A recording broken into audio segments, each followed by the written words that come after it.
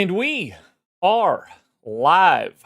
Welcome to the NBA Strategy Show. It is Friday, December 20th. Just a couple more days until Christmas. Just a 3-game NBA slate ahead of us today. Light work. Hornets, Sixers, Bucks, Cavs, Thunder, Heat.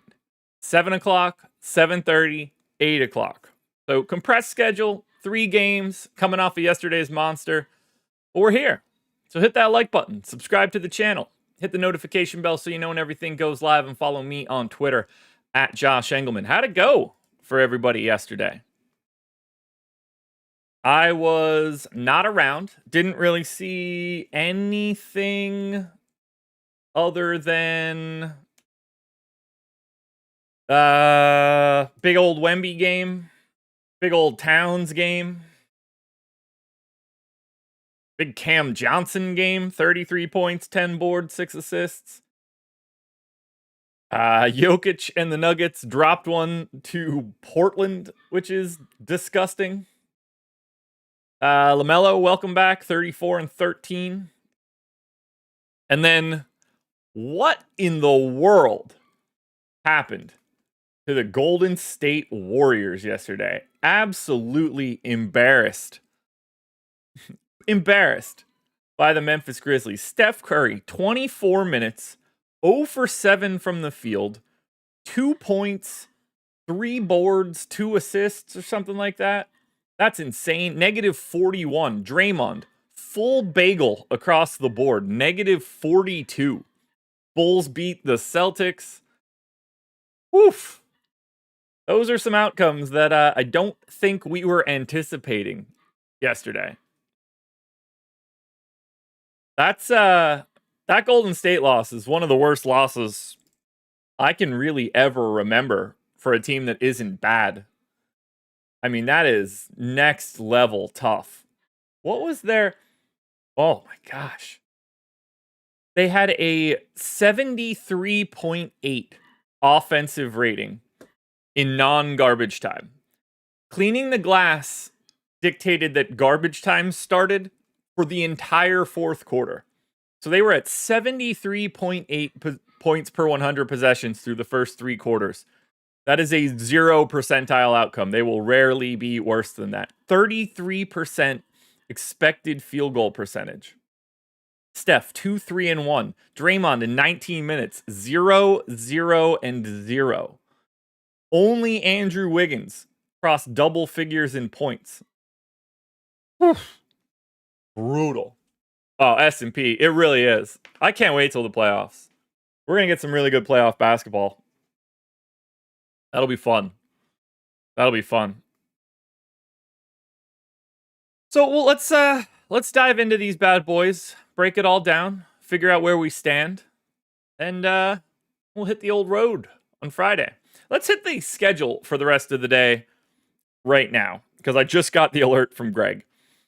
Obviously, this show is the NBA Strategy Show. NFL Strategy, Greg and Laffy, that'll be at 10 a.m. NHL Strategy is at 2 p.m. I'm back for the deeper dive at 5 o'clock with DK. Greg and Eric are on Live Before Lock tonight at 6. And then Greg and I, for the first time since last Friday, are back for playback. And we'll have it all. We'll have it all because the OKC Miami game locks at 8. So for the hour that we're on playback, we'll have all of the news. We'll have any sort of ownership, late swap analysis, whatever we're looking for in that degree. And then when we get to 8 o'clock, all the games are locked. So you guys want to pop into playback? We would love it. Playback.tv/Stokastic. If you have a League Pass account, you could just link. By the way, playback is free. If you have a League Pass account, you could link your League Pass, and then you're able to watch whatever game we're watching along with us, which is fun. If you don't, we have 20 VIP passes that we could hand out. That might make it a little bit more fun for you. I'm a little nervous. Is Hornets Sixers on TV? No, it's a League Pass game. Good. All right. At least we'll have a basketball game at 7 o'clock. Let's break this one down, shall we? First game up. Charlotte Hornets, 11-point dogs in Philly, 218 total. So this is the middle total game. They're all relatively close to each other. Milwaukee, Cleveland's 224. OKC, Miami's 215. This is the slowest pace game. However, I have this at 94. I have the other two games at 96. Now, it's kind of tough to talk about Charlotte right now. We're going to just briefly go through it because there's not a lot to dig into here. First, actually, let me open that column back up and shrink that one. Perfect.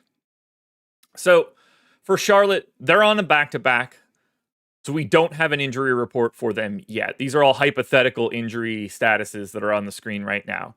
Brandon Miller obviously didn't play again yesterday. He was able to go through shoot-around. It's hard for me to believe that he's not playing today. But, in theory, he could be available. We don't totally know the status of LaMelo. Is he playing a back-to-back? Not sure. Could be. Doesn't have to be. And then, potentially Mark Williams not playing today. Back-to-back. They're obviously still working him back. So it's not out of the realm of possibility that Mark Williams isn't in. I think the expectation is that he's not in. I kept him in to start the morning. And we'll obviously know this information. At least for Mark Williams, I assume we know that information when we get the 1:30 injury report. So it's possible, if there's no Mark Williams, that we're going to be splitting most of the center minutes between Nick Richards and Moussa Diabate, at which point the person that starts is pretty relevant, since Moussa Diabate is only 3,200 center only. Nick Richards is still at 5,100 center only. So he'll become a bit more interesting if Mark Williams ends up out. But at 5,100, we're not going to be falling into like crazy value on Richards. Diabate could be the guy that provides that value and will probably look solid no matter what, just as the backup, just because it's 3,200 and there's only 6 teams. But we need to hash that trio out first before we have a great feel here. The other two pieces could really complicate matters. We got 32 minutes out of Seth Curry yesterday with no Brandon Miller. Now, if Brandon Miller is back, he's still 7K on FanDuel and projected for 30% ownership. He's 8,900 on DraftKings and projected for essentially 0 ownership. Now, I only got him to 7% optimal. It's really hard to get to Brandon Miller on DraftKings. It's really easy to get to Brandon Miller on FanDuel. But if Miller is in and LaMelo's out, if LaMelo is in and Miller is out, if they're both out, all of that changes the different things that we could look at here for Charlotte. Like if they happen to both be out, maybe the plan was to sit LaMelo on the second half of the back-to-back and sit Brandon Miller on the front half to give him an extra day on that ankle. I don't know. We're going to have all of this information before lock, though, so I don't want to spend too much time on it. We could end up with a ton of value for Charlotte, or we could end up with basically no value on Charlotte, depending on how this injury report comes out. Miles Bridges is pulling a ton of ownership right now at 6,300, power forward only. We got him projected for 33% ownership. He did play 32 minutes last night. I did take a little bit off of that, but the betting markets are showing Bridges with a points prop like 2.5 to 3 points higher than me. That implies to me that I'm either a minute or two light or that one of Miller or Ball aren't playing. But again, I don't want to spend too much time here on Charlotte since they have this back-to-back and we don't have their injury report. They're the one team that it's kind of hard to dig into and like have any confidence. Like OKC is also on a back-to-back. They're a very different setup on the back-to-back. But so like I'm not as worried about talking about the Thunder. For Charlotte, we've got a lot of decision points waiting on us now for news. And I don't want to go too crazy. Like, if everybody's playing, you don't really want Josh Green. He's terrible for fantasy. You don't really want Cody Martin. You don't really want Salon. You don't really want Misic. So, like, we need this information. We need this information. Now, the opposite side, we can talk about. Embiid is questionable. And then Caleb Martin's still out. Obviously, Jared McCain going to be out for a bit. We are getting 30% ownership on DraftKings to Joel Embiid. 9,500. How much history of salary is on DraftKings? I want to know if we've ever had a price like that for Embiid. Yeah, he's been 9,500 the past two. Oh, yeah, there's only a couple games here. I mean, this has to be one of the lower price tags we've had for Embiid when he's not going to be, like, when he's at essentially full strength. And he looks awesome. He was 26% optimal for me. He's got a 50% chance of hitting his target score. His target score is essentially his projection. I've got his projection at 47.4. I've got his target at 47.2. So you get 50 out of Embiid. He's a guy that you're going to have today. Now, the balance will be interesting between Embiid, Giannis, and Shea, because they're going to be your three main pay-up options today. Although technically, Maxi's $9K. He's only $500 cheaper than Embiid. He does not look nearly as good. Although, I do think he's massively underowned. And I actually think that all of Philly is massively underowned. Maxi's at 5% right now. I have him 17% optimal. I think he should be north of 10. Paul George is 8% owned. I have him 16% optimal. I think he should be twice as owned as he is. Kelly Oubre is 6% owned. I had him 18% optimal. I think he is pretty significantly underowned. I even think you could roll the dice on Eric Gordon today, although that piece does get a little bit scarier. But we did see Eric Gordon re-enter the rotation in this first game without Jared McCain. Now, that game didn't have Embiid. I don't think that should impact Eric Gordon all that much. So he got 26 minutes. He closed last game. I only went to 22. If Eric Gordon's going to play 22 minutes, it's not that he's a good per minute guy. We're talking about a guy that's a 0.6 fantasy point per minute dude, but he's shooting guard small forward eligible 3,200. I really like that flexibility if he really is back in the rotation. And with McCain out, I don't really, unless Eric Gordon is just next level cooked, and at least based on that most recent game, it doesn't seem like it's cooked, but you know, he's almost up to temperature, I would guess. And this was a matchup against Charlotte, but you know, Gordon was 3 of 5 from the field. He was only -1 on the game. I mean, technically that was the worst of anybody, but they were willing to close with him over KJ Martin. They were willing to close with him over, you know, like Ricky Council. Kyle Lowry did get on in the end in place of Drummond. They went a little bit smaller.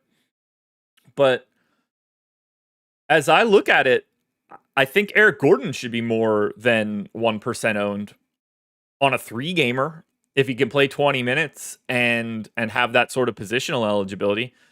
I got a tough time going to KJ Martin.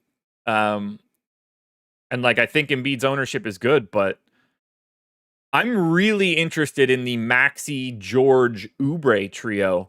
If they're going to be like in and around 5% owned, I think that's a spot where you can get over the field on these guys, especially in this matchup against Charlotte. I think you should probably be getting to a little bit more Philly than the public is. Like, I have a total of 100% optimal on DraftKings for Philly today. They're only projected for 50% ownership. I'm intrigued by that.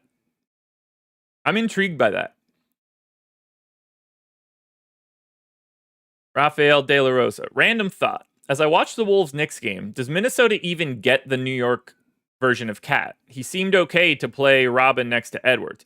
It's not even that. It's that they're playing Towns at the 5. offensively, Towns at the five is lethal. This dramatically increases his rebounding rates. He was never going to have that in Minnesota playing alongside a Gobert. And then I would say that he was probably a bit too deferential, but it's not as if Ant and Jalen Brunson are like different in terms of the way they use the ball. This all just seriously comes down to Towns being able to play the 5 and not the 4. It's just he's going to be better offensively and worse defensively by doing that. But no, I mean, this would not be happening in Minnesota if Towns were still there. But offensively, man, he has been as good as he's ever been, basically. I mean, it takes him back to the 2020 season. That was his best offensive year ever. He's at 66% true shooting. I mean, the 46% from 3 is going to go away at some point. It kind of just has to. But even still, I mean, he's just shooting the lights out. His rebounding has never been better. Even in the times where he was the literal center for Minnesota, he's increased his defensive rebounding rate by like 10%. He's increased his offensive rebounding rate by like a couple points. The only real problem here, I mean, obviously his block rate went up because he's playing at the 5, but the only real problem is he's just not good defensively. Yeah, you should probably get into more foul trouble, Anthony. The problem is he's so bad at protecting the rim that that's what the struggle is going to be for New York. That's really where the problem lies. Like, they don't give up a ton of shots at the rim, but when they do, they score a bit more efficiently on Towns. Anyway, I shouldn't be talking about Towns right now. This is the Philly portion of this show. And clearly Embiid's your best option. But I think the takeaway, at least for right now, based on where ownership is, Maxey, George, Oubre, and Eric Gordon, to me, are pretty significantly underrepresented in public ownership. Oh, Raphael, you're good, man. That's just me. That's not you. I appreciate the question. It's a good question. But I am ripe to go on tangents.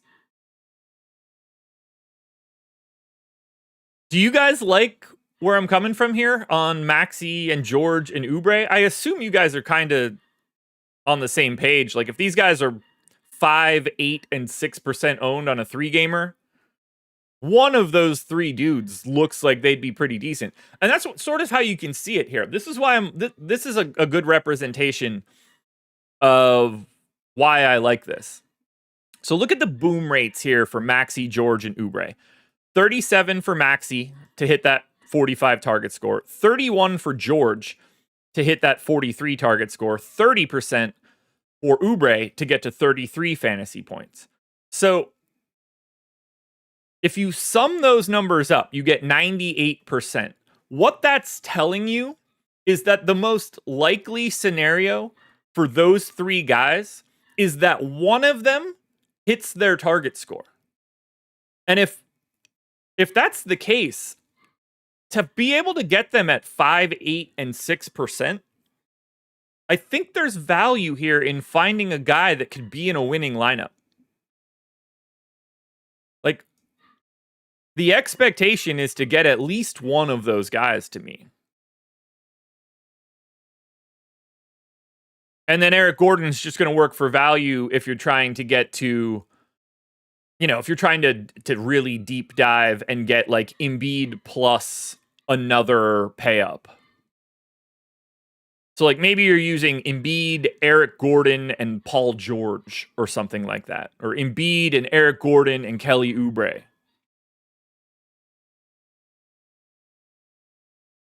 Rob S. Do I think LaMelo plays in the back-to-back? I don't know. I don't care. It's the first game. We'll know it before the game starts. I'm going to assume yes, but it doesn't matter. Will the Sixers make the playoffs? I mean, so like the tricky part of this one isn't just what you think about the Sixers. It's about the fact that like the East is so bad that they might make it by default. As of right now, they're minus 148 to make the playoffs. Let's pull this over onto the screen. So here's really what the issue is. 1, 2, 3, 4, 5, 6, 7, 8 is Atlanta. 9, 10. So Washington is obviously not going to make the playoffs. Charlotte is not going to make the playoffs. Toronto is not going to make the playoffs. So what we're really talking about is 2 of Detroit, Brooklyn, Chicago, and Philly. 2 of those teams won't. So Philly might just make it in the 10 seed by default. And they've got a little bit of breathing room in projections over Chicago, but like even Chicago right now is projected on dunks and threes to be the 10 seed. And that is not going to be with a particularly large amount of wins. So they might just get in by default.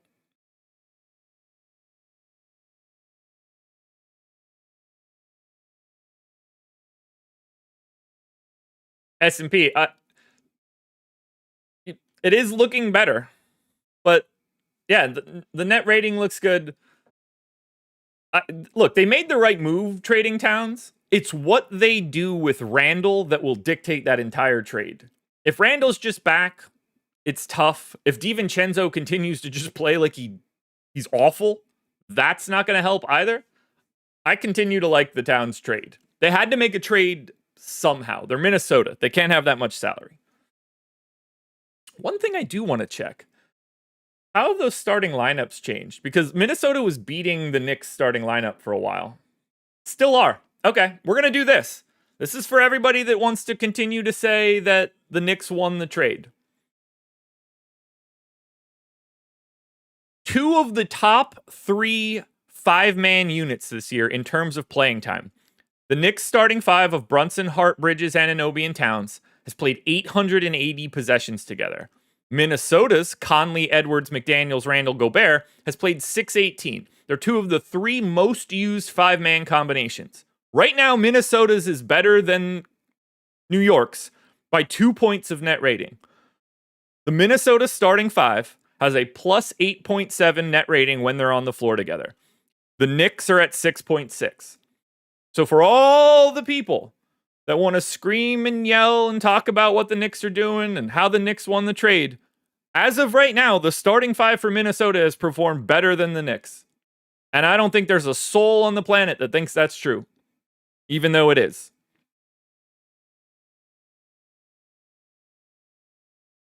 What do we do with that information?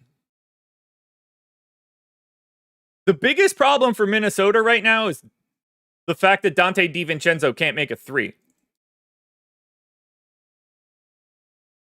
Dante DiVincenzo is shooting 32.5% from 3. He shot 40 last year and 40 the year before that.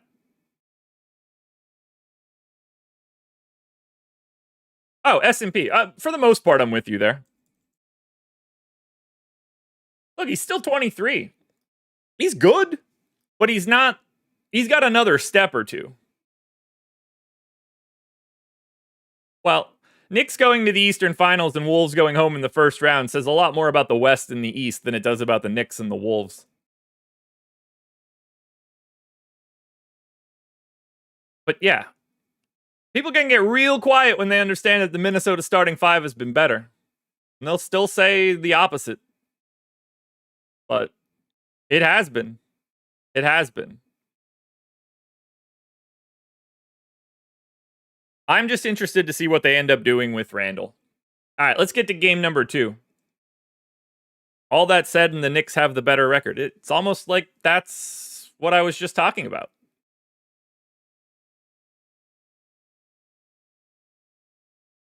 Yeah, the Knicks have the better overall net record, too.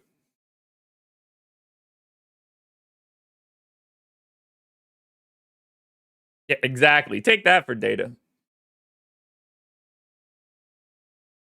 Look, I'm not trying to say like the Knicks aren't good. I'm just trying to say it hasn't been what everybody thinks. Gobert is so buns offensively. Does he not get rotated out in closing situations a good chunk of time, even though he's heralded for his defense?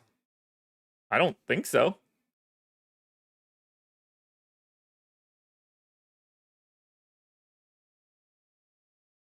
I mean, there's basically like no way he's getting taken off the floor now.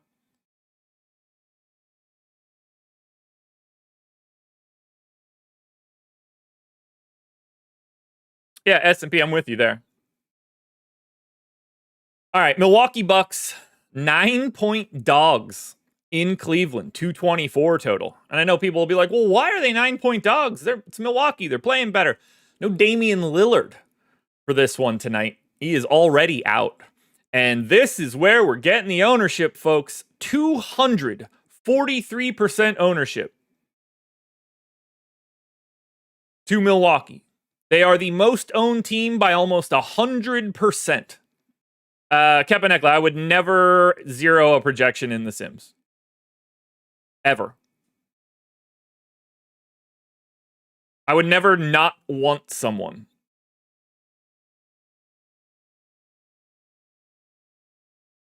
So basically, we need to get to all of Milwaukee. Giannis, 11-3, power forward center eligible, 50% owned today. And I completely agree. I got him 45% optimal. Anything north of like 55 fantasy points is going to be probably a good enough number for you today. They have a wealth of MPEs. Lots of dudes playing shooting guard, small forward. But just listen to this ownership right now. Giannis, 50. Brook Lopez, 15. DeLon Wright, 25. AJ Green, 25. Bobby Portis, 25. Chris Middleton, 45. Gary Trent, 20. Andre Jackson, 25. Taurean Prince, 10. Every single guy that I projected north of 10 minutes is in 10% of lineups or more for the Milwaukee Bucks today. You're going to get probably DeLon Wright starting, point guard eligible, flat 3K. That is massive value. Massive value. One of the easiest guys to click on today, still only pulling 27% ownership. Not the best per minute guy, but assuming he is starting today, he's the flat min. You don't need a ton. At flat 3K on this 3-gamer, you get 20 fantasy points out of DeLon Wright, and you're going to be able to have him in a winning lineup.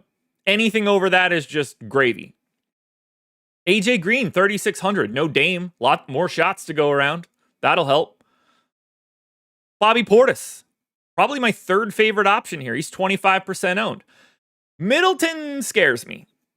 That's a lot of ownership for Middleton right now, but there's a lot more offense to go around than there would be normally without having Dame on the floor. So he is 45% owned. I probably need to do a little bit more of a dive into his rates. Let me look and see if he's got a points prop yet. He does not on FanDuel, at least. DeLon Wright's points prop is at 5.5. Taurean Prince is at 7.5.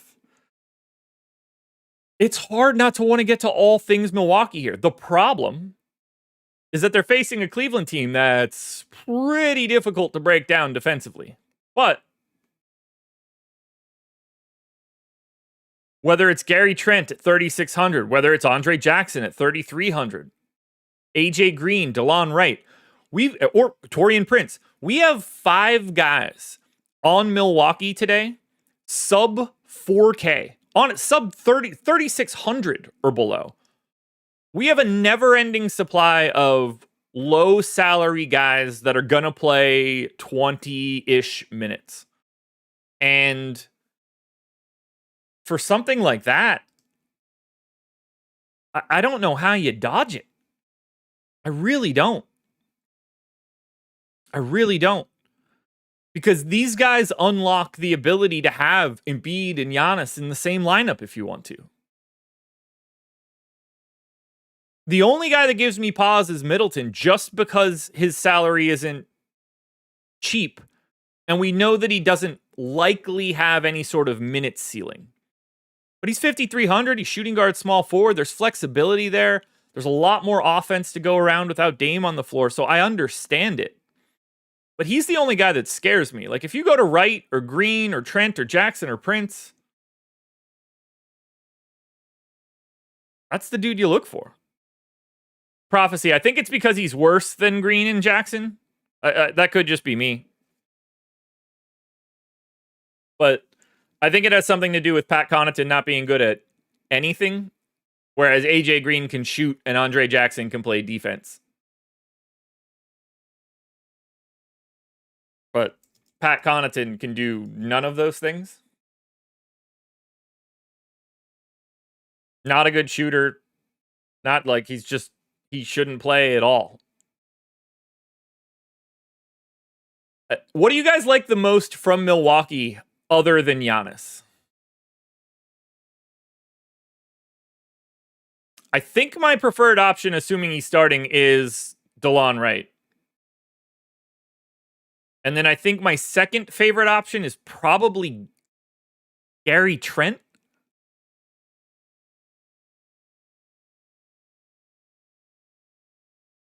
And I have no problem getting to Brook Lopez.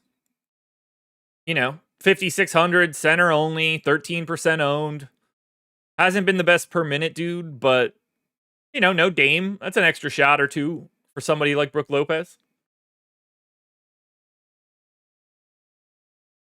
Now, on the Cleveland side, Max Strus is questionable. We have not seen Max Strus yet this season. I hope that he can play. I hope that he can get himself healthy, because that is a big-time help. He held up well enough as like the fifth guy in the starting lineup. If he's can be your worst defender, that's okay. Obviously shoots the shit out of the ball. But we need to see if he's in or not. That will change up their rotation a little. We're getting a ton of ownership here to Cleveland. 35 to Evan Mobley, 7,700 power forward center eligible. He's basically my most optimal guy, tied with Darius Garland. They're both around 30% owned. The most owned guys are Garland at 30 and Mobley at 35. I had them both 20% optimal, both with 40% booms. So as I look at Cleveland, Garland and Mobley are the priorities. But then, it's 15% ownership to Mitchell. It's 15% ownership to Allen. It's 15% ownership to LeVert. That's exactly where I have these guys from an optimal standpoint. The status of Max Strus will complicate this piece, but $3,600 shooting guard Sam Merrill, 2% owned. I'd love for you guys to tell me why Sam Merrill's 2% owned and every value play for the Bucks is like 15 or more. I think Sam Merrill is a sneaky pay down pivot to a value play from Milwaukee. Think of Sam Merrill today. Assuming he doesn't lose too much from Strus, I'm looking at Sam Merrill a lot like I'm looking at Eric Gordon. Two guys that aren't really getting much ownership as value plays that do look pretty similar to a lot of these Bucks options. So I think that's a really easy way to change up some ownership. If you build like a relatively chalky lineup, you get to a lot of the Milwaukee Bucks. Maybe you swap one of those Bucks value guys for Sam Merrill. Maybe you swap one of those Bucks value guys for Eric Gordon. But the best two guys you can get from Cleveland are Evan Mobley and Darius Garland. But that's not to say that I don't want to still have Mitchell or Allen. Obviously this matchup is a bit better for Cleveland than it is for Milwaukee, although it is a pretty big pace down spot for Cleveland. On a 3-game slate, that doesn't really carry as much weight to me. Like, they're still looking good to me, even factoring in pace. And then You can kind of say the same thing about Dean Wade at 3,700, small forward, power forward eligible. I don't think he's as interesting as Sam Merrill, and he is getting a little bit of ownership. But again, he could be another one of those swaps to the value coming out of the Milwaukee Bucks today. What do you guys like the most coming out of the Cavs? That's what I'm curious about. Is it Mobley? Is it Garland? Or are you guys looking a different direction? Are you going to Mitchell or Allen or LeVert? I feel like Mobley's the easiest guy because of the power forward eligibility, whereas Garland is point guard only. And we've got some point guard value out there. But I'm curious where you guys are landing. And as you let me know, I'm going to let you guys know that you can get an NFL Max subscription. You could sign up today. The link is in the description. The promo code is CELEBRATE. You can get an NFL package that includes everything we have: projections, ownership, top stacks for the NFL, all the boom bust type information, all of our simulation tools, premium Discord. $179 for the rest of the NFL season. You'll get it all the way through the Super Bowl. The reason the promo code is CELEBRATE is because we got another sub winning a milli last week. It's at least 3. I honestly felt like it was 4, but it's at least 3 milli wins that are our subs.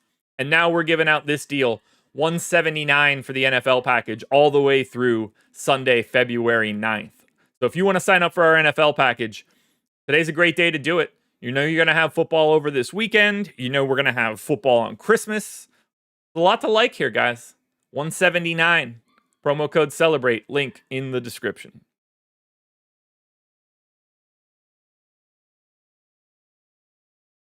King says, I like Craig Porter. Don't do this to me, man. Don't do this to me. You know better. Final game of the day. Oklahoma City Thunder. 1-point favorites in Miami. 215 total. Now, OKC is on a back-to-back. In theory, someone could be out or questionable. We don't know. So I'm treating these guys like they're all just in, like normal. This is the second most owned team on the slate. Miami is third. Now, Shea, 15% ownership for Shea at 10-3. I've got him at 26% optimal.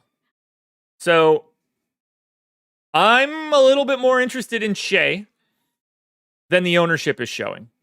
Jalen Williams is getting 20%. I think that's exactly what it should be. Hartenstein's getting 25%. I think it's exactly what it should be. Lou Dort's getting 20%. I think that's exactly what it should be. Jason Wallace and Caruso are both around 15. Those numbers look fine. And then we get to Aaron Wiggins, who played massive minutes yesterday. And I don't totally know why. I mean, I know a little bit of why. You know, Dort had some foul trouble. But to go from a guy that played 9, 10, and 6 the previous games, Lou Dort still played 26 minutes. Aaron Wiggins got 31 minutes yesterday. Now, I only gave him 19, and he still showed up 23% optimal. So this is yet another guy we have today in the low 3Ks that create enough value for you to easily get 2 pay-ups in your lineup. And then, you know, you're probably not going to Kenrich Williams or AJ Mitchell. But Shea in a GPP today at only 15% ownership with all of the value in the world, yeah, I'm more interested in Shea in a GPP today. Jalen Williams, Hartenstein, Dort, I'm just happy to fill out lineups with those guys. They're clearly 20%ers. But Aaron Wiggins is the wild card. Does he go back to 10 minutes? Does he go back? Is it only like 14 or 15? Or is he going to now be playing something in the like 22 to 24 range? If that's the case, he's not a bad per minute guy. He's a 0.85 fantasy point per minute guy. Every minute he gets north of my 19 dramatically increases my interest. He's got a lot of upside today. Now, you expect no foul trouble, generally speaking, and Dort to continue to play his 30. But we're only talking about Lou Dort having lost 4 minutes yesterday. Aaron Wiggins just soaked up everything else. They played AJ Mitchell quite a bit less. They played Kenrich Williams at like the low end of his range. Isaiah Joe and Alex Caruso were both sort of on the low end of their range. So Aaron Wiggins, keep your eye there. Shea is my most interesting guy because of his public ownership. You can pick Jalen Williams, Isaiah Hartenstein, and Lou Dort out of a hat, and I would be fine with any name that came out. But Aaron Wiggins is the guy that I think we want to pay attention to here. Now, surely, like Isaiah Joe will just play 26, or Caruso will get a bump, or Wallace will get a bump. But right now, Aaron Wiggins is the guy that stands out most if you're looking for a value option. But don't sleep on Shea. I think he's quite a bit underrepresented in terms of salary today. Because you've got Giannis at 11.3, Shea at 10.3, LaMelo at 9,800, and then Embiid at 9,500. LaMelo at 17% ownership, something to pay attention to. Or sorry, at 14% ownership, I had him 17% optimal. I've got a much higher chunk of optimal on Shea. He is my preferred pivot for today. The final team that we will look at for this 3-game slate will be the Miami Heat. And they are pretty difficult to talk about right now. Nikola Jovic is questionable. Pelle Larsson is questionable. And that has a major impact on Drew Smith. Because Drew Smith wasn't a part of the rotation before. He kind of stepped in once Larsson went down, and because Jovic was out. So I think that Drew Smith's minutes end up getting cut. I think Larsson re-enters the rotation and plays his 16 minutes or so. And I'm going to assume that Jovic just continues to not play. Although the one game he did play, he just popped back in out of nowhere and played 28. This is a guy that plays like 4 one day and 28 the next, and then 4 one day and then 28 the next. But you do got to get to parts of this Miami team. And a lot of that is in Hero and Bam. Hero is 40% owned. Bam is 40% owned. I would argue that both of those numbers are a hair high. I think they would look a little bit more reasonable in the 30s. But the real guy we got to talk about here is Miami's Jimmy Butler. Jimmy Butler right now is projected for 8% ownership on DraftKings. I have him 26% optimal. Why is Jimmy Butler only 8% owned here? Now, I get it. Not a great spot. Pace down against OKC. Thunder defense is awesome. But 8% owned Jimmy today on a 3-gamer? He might be my favorite GPP play of the day. It's hard for me to ignore that. That ownership is for as under-owned I think Shea is, Butler's even crazier than that. And then, somebody like Terry Rozier is close to 20% owned. Duncan Robinson's close to 20% owned. I'd rather have Rozier than Duncan Robinson. Rozier probably plays slightly more minutes than Duncan. He's got an MPE. He's only $400 more expensive, but that basically just buys you the MPE. So I've got a little bit more interest in Terry Rozier than I do Duncan Robinson. And then after that, yeah, you can get a little bit of Highsmith. You can get a little bit of Jaime Jaquez. You could even conceivably get a little bit of Kevin Love. And all he's going to do is just play backup run to Bam. But the guy that I am definitely most interested in for Miami, given his ownership, is Jimmy Butler. Now, I'll definitely have Hero and Bam. Like, there's a reason they're getting ownership.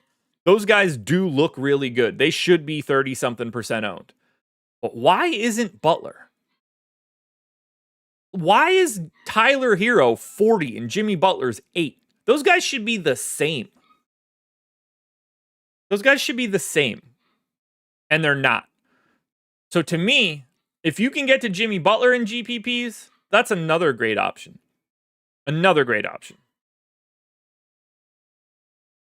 Yeah, so S&P, I would like to add to that too, where I don't think Butler is actually going to be 8 by the time we get to lock. It would make a lot more sense if that came up to like 15 and Hero and Bam came down to like 35.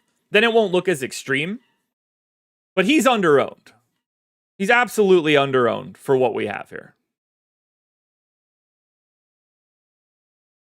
And I'm surprised to see it. So I'm going to pay very close attention to that ownership. I guess I could sum this up. Let's hit my top 10s on DraftKings. So this is what contenders will look like once I record the video. But you guys can get the sneak peek. DeLon Wright, number 1 contender. Giannis 2nd. Portis 3rd. Hero 4th. Shea 5th. Bam 6th. Embiid 7th. Jimmy Butler 8th. Isaiah Hartenstein 9. And Darius Garland 10. This one right here and this one right here. Those 2 dudes are my favorite GPP plays today. Whether it's Jimmy Butler or Shea, I want one of those dudes.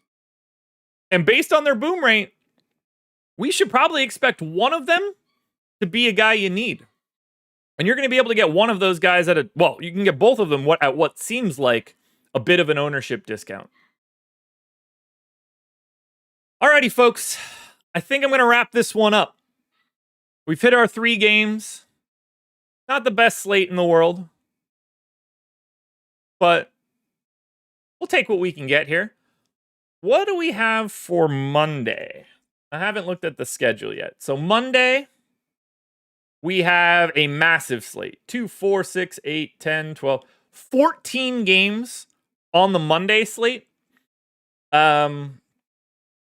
3 games starting at 10 or later. I'm going to assume DraftKings drops those and we get an 11-game DraftKings slate that finishes up at 8:30. That's not too shabby. No basketball on Tuesday. Christmas Eve, no basketball. Obviously, Christmas Day, we will be here. Best NBA day of the year. 5 games. All of them look at least decent on paper. I think Greg and I are doing a live before lock on Christmas Day, so you'll probably get us from 11 to 12. But that's going to be it for the strategy show. Deeper dive later today. We'll have a bunch more news for that show at 5. You'll get us at 5. You'll get live before lock at 6. And then you'll get playback at 7. So we've got 3 more hours of live coverage for the NBA coming up later tonight.